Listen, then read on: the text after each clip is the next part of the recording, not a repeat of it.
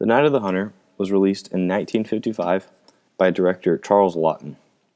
This film was made in black and white, and this aspect adds a cool effect to the character scenes and plot of the movie. When seeing in black and white, people naturally view white as good and black as evil.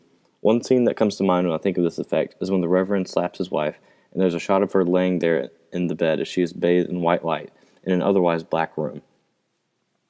Another one of my favorite moments in the film is when the Reverend and main character Rachel have a sing-off to the song Leaning on the Everlasting Arms. I find it very ironic and funny that the serial killer's song of choice is an old hymn.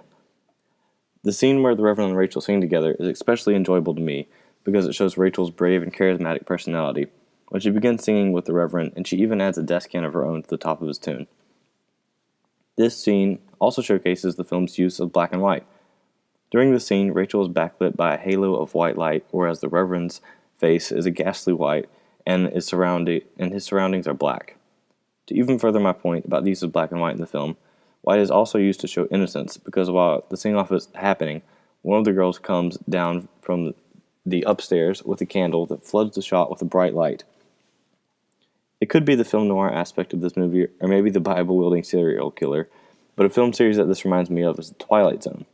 Both use black and white film to convey creepy and sometimes dark stories about odd people, events, and places.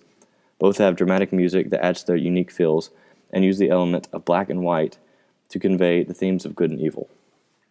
The film also uses high contrast lighting to heighten the drama. The scene that this reminds me of is when the camera goes to a shot of Willa in the Reverend's bedroom, and light is flowing in from an upper window and makes the room look like they are in a church rather than a dark bedroom. This film was directed by Charles Laughton. Laughton was mainly an actor. The Night of the Hunter was the only film he ever directed. Initially, it was a critical and box office failure, and because of this, Laughton never wanted to direct another film. It is now cited as one of the best films to come from the 50s. It was also selected by the National Film Registry to be placed in the Library of Congress for preservation. At the time of its release, The Night of the Hunter was a flop. Since then, amateurs and critics alike have praised this entertaining and fascinating film. This is a prime example of film noir and is one of the more noteworthy and memorable films of its time.